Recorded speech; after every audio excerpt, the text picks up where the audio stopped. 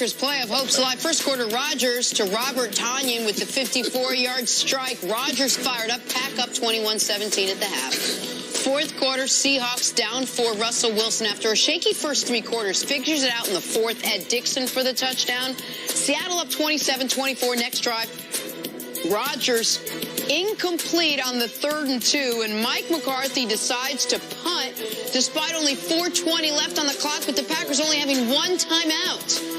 He said he racked the numbers up, and that was the right decision. Packers would never get the ball back as Mike Davis converts that first down, takes it down to the 2-minute warning. Packers lose 27-24, falling to 4-5-1. Here is Coach McCarthy on the decision not to go for it.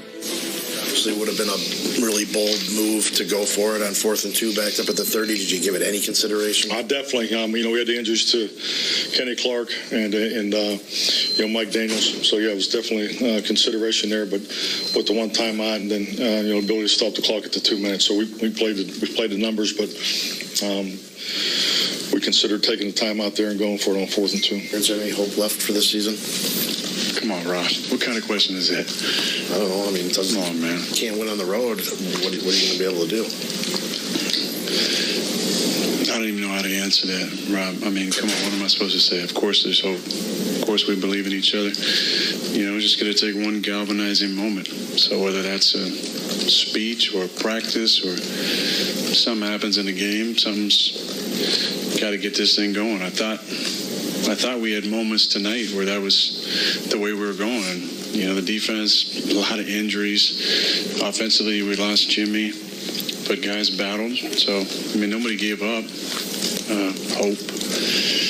We just didn't play well enough when we had to play well enough.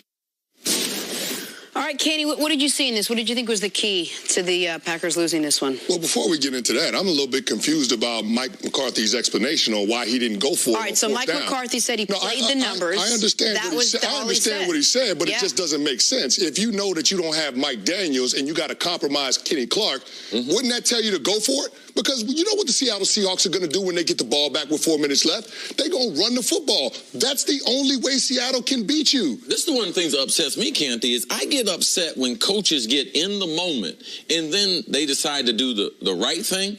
My thing, make up your mind when I get on the plane going to Seattle. Man, I'm going all out at all costs. I need to win this game. I don't have to change my attack during the game because when I get off the plane and I get off the bus at the stadium, I'm going after them at all costs. Forget about Aaron Rodgers is playing brilliantly. I know it's a 4-down situation there. I know I'm going to go for it. So I don't even like the attitude of that they took going there. Even though they got off to a fast start, you know it's going to be that kind of game, Chris. Absolutely right. And you know you're going to have to use 12 in order to win the game. So put it on him. Don't put it on your defense. They're suspect at best. So I didn't understand that. I thought that the Green Bay Packers missed an opportunity early in that game because they did convert off of the turnover for a touchdown. That second offensive possession, not getting any points, the Mason Crosby missed field goal, that hurts because we're talking about a different game at the end of the first quarter. If it's 17-3 or 21-3, the complexion of the game would have dictated the Seattle Seahawks to get away from what is their strength and being able to run the football. Listen, there are a lot of moments that could have led to a Packers win. They allowed 4 sacks in the second half. Like, people are killing Rodgers because they only scored 3 points in the second half. He was under constant duress. Frank Clark was giving David Bakhtiari that work. Absolutely. He was giving him all he could handle. It's a little inexcusable because to Seattle, he's the only pass rusher you really got to worry about. That's it. We talked about this yesterday. He's the one guy you really got to concern yourself with, and he still wrecked the game. But despite all that, you have to know, if you're Mike McCarthy, on 3rd down, if it's incomplete, what we're doing. Now, I would argue it's a no-brainer to go for it. But the fact that he said there, first, we played the numbers, not accurate, or your sheet was upside down. You were reading the numbers backwards. But where he said, we thought about taking a timeout to then go for it. You can't do that. What are you talking about, man? Taking a timeout with the clock stops to then go for it. The reason you go for it there is, if you're punting, what you're saying is, because 2 first downs, game's over. You also know Seattle's hit you over the head for $150 on the ground already. #1 rush offense in football already. Going into the game, 6 straight games of 150 yards rushing already. You know all those things theoretically, and you know your injury situation. When you punt the ball, what you're saying is, we're going to get a 3 and out. if you go for it on fourth and you don't pick it up, if you're getting the 3 and out anyway, you're still getting the ball back down less than a touchdown. Defense still needs to do the same thing. Right. Yep. If they were down 6, I still would have gone for it, but I would get it. Yep. You're down 6, and you're saying if we don't pick it up, they're already in field goal range. Even if we stop them, a field goal puts them up 2 scores. But you're not down 6. You're down the perfect number to go for it there. It's inexcusable. And even though the lead changed, I think, 4 times during the game, the Packers were ahead almost the whole game. From the initial first play, fumble, they go on to score. They were ahead most of the game. It doesn't make sense. 48 offensive plays.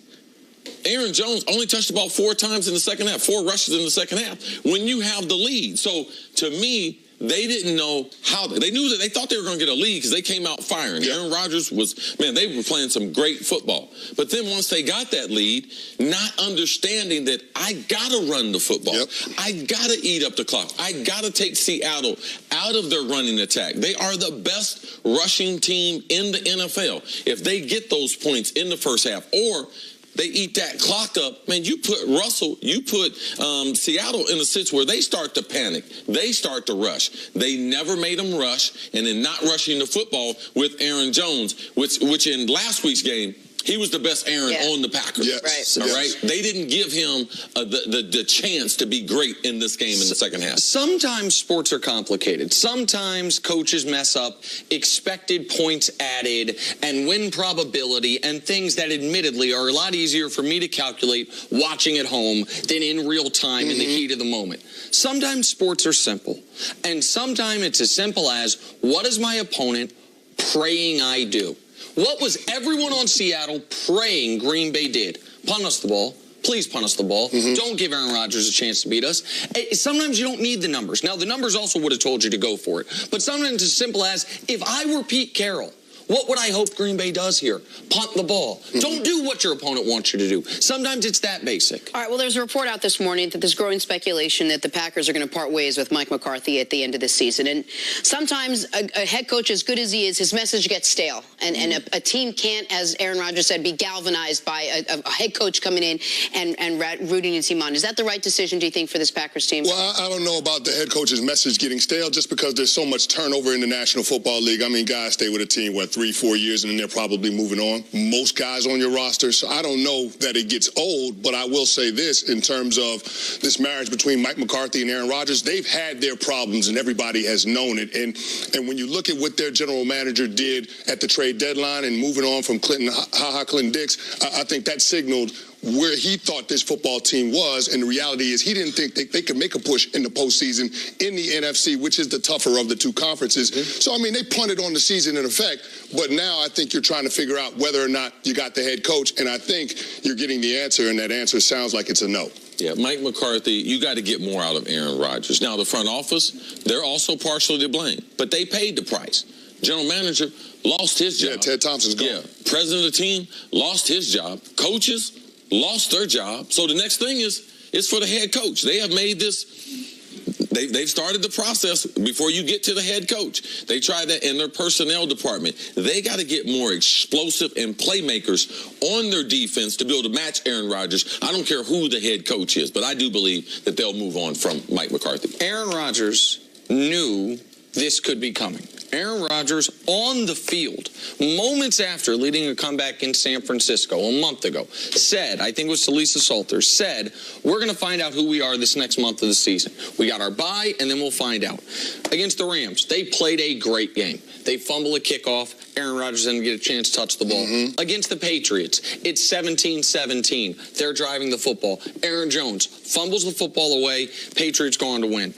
At Seattle, Aaron Rodgers playing a great game. Mike McCarthy fumbles the game away, doesn't get the ball back. Those are 3 winnable games against 3 good teams in 3 difficult environments. They went 0 for 3. Could Rodgers have played better? Could he have made that 3rd and 2 pass? Yeah, but if the standard is Rodgers got to play perfect, or we lose 3 out of 4, then the problems are around Aaron Rodgers. Do they have to run the table now if they want to make the Yes. playoffs? Yeah. Just all they got to do is go undefeated. They're not going to the playoffs. They should have made McCarthy run back from Seattle. and looking at the dimensions, he's gotten bigger since they hired him. Chris Canty, I am Come on, not going to CC, don't spoil give him that the way smoke. out. Thank you so much. Yeah, Have great a job. great weekend. Hope everything goes too, well Jenna. for you. Thank you so All much. right. Coming up, do Zeke and the Cowboys have enough offense to hang with the Falcons?